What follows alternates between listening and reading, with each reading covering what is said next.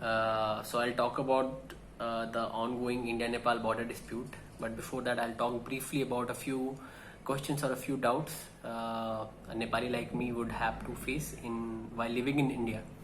The first question or the first doubt is when was Nepal separated from India?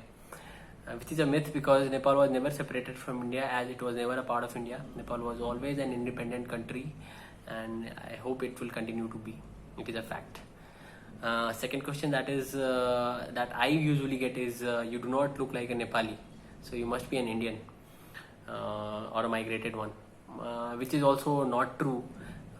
Because people essentially believe that a Nepali would look like a Pahadi or a Himali, but Nepal, what is a fact, is divided into three geographical segments: the Tarai, which is the plain area, the hilly areas, and the Himalayan areas. So 50% of Nepal essentially lives in the Tarai area, the plain areas of Nepal, which has the climate and the temperature same of UP or Bihar or Delhi. So, and we most of us are from the Aryan civilization. So yes, we can look like an Indian, or I mean, we can look like each other. That can be a fact. I mean, that does not mean that we are not Nepali. Okay. The third question that we get is who is the king in Nepal?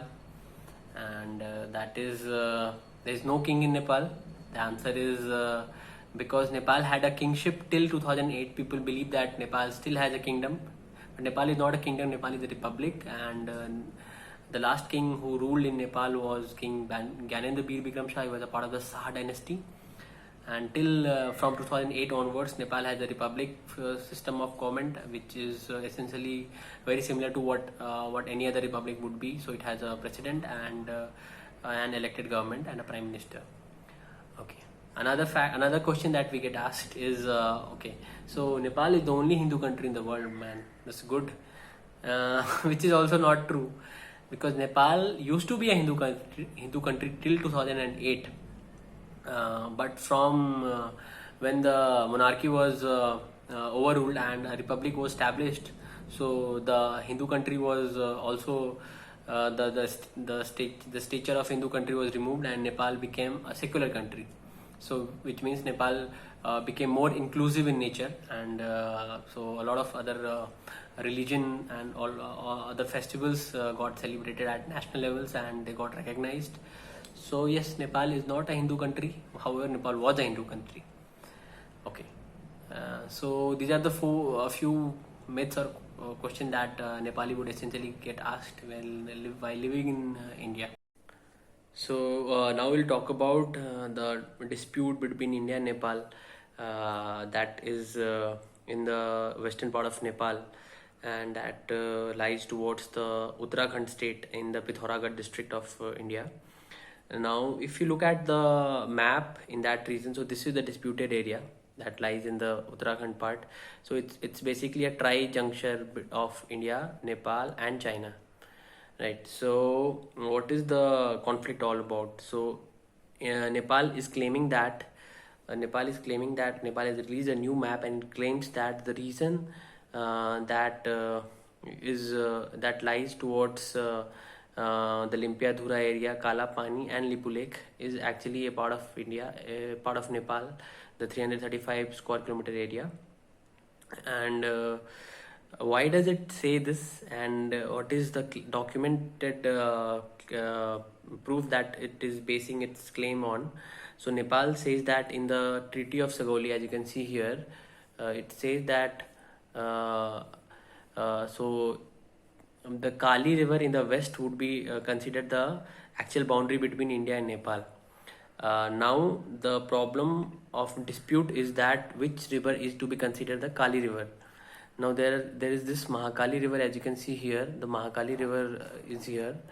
If I'll zoom in here, you can see it clearly that this is the Mahakali river, and this is the if I go to a different page, there is a documentation that has been done by a professor in Nepal. So he's shown that this is the Kuti river that originates from Limpiadhura, and this is one Lipu river that originates from Lipu Lake, passes through Kala Pani, and comes to this junction point. Now from this junction point, this river, the stream basically widens and it is termed as the Mahakali River. Now we wanted to understand which river is actually the Kali River, or which is the actual source of this Mahakali River. If this is to be clarified, so this would settle the dispute between India and Nepal and understanding which is the origin point of the river. Now India says that the point towards the right from this junction, the Lipu river is basically the origin of this Mahakali river or the Kali river. So that is why all the areas from the left of this point or towards the from the west of this point is to be part of the Indian territory. However, Nepal claims that the river originates from this Limpia Dhura point, and so on by virtue of that every all the areas from lying towards the east from this point, from this river, is to be considered as Nepal. Now, which is the actual source of river? Do we have any documents? Turns out that yes, we have a document. So if you go to this website called indianculture.gov.in, which is a government website of Ministry of Culture, if you go to the gazetteers and if you search here Almora, and you'll find different gadgets lying to that, associated to that region. If you open this particular gadget, which is been prepared by H.G. Walton and been published by the government press, and if you go to page number 4 of this particular document, so it will tell you about the origin of this particular river.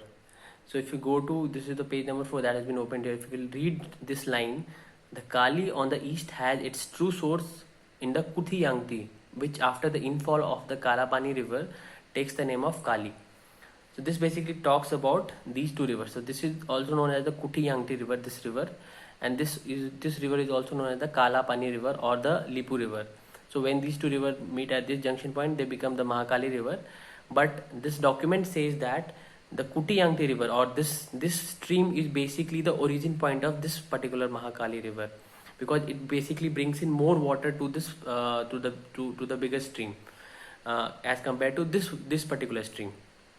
So that is why this is to be considered the original source. If the dispute is basically understanding which is the main flow of the river, the origin of the river. So if that gets settled, I guess that would clear a few doubts. Now coming to the question that why all of a sudden Nepal is asking these questions, which is also not true, because Nepal has been asking these questions